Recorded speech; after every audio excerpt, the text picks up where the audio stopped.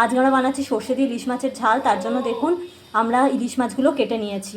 বন্ধুরা, আমরা রান্নার জন্য সর্ষে বেটে রেখেছি, লঙ্কাগুলোকে চিড়ে নিয়েছি। কড়াতে দিয়ে দিলাম সর্ষের তেল, কড়াতে দিয়ে দিলাম তো বাটা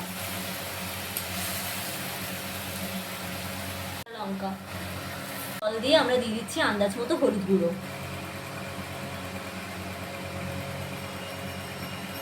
কাশ্মীরি লঙ্কা গুঁড়ো, দিয়ে দিচ্ছি আন্দাজ মতো লবণ। এবার আমরা এতে মাছগুলো ছেড়ে দেবো। আমরা ইলিশ মাছগুলো আস্তে আস্তে ছেড়ে দিচ্ছি ঝোলে।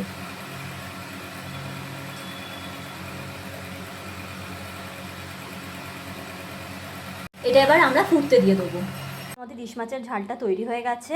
এটা খেতে খুবই সুস্বাদু হয়, আপনারাও বাড়িতে তৈরি করে দেখতে পারেন। আর আমাদের ভিডিও ভালো লাগলে please like, share and subscribe করবেন।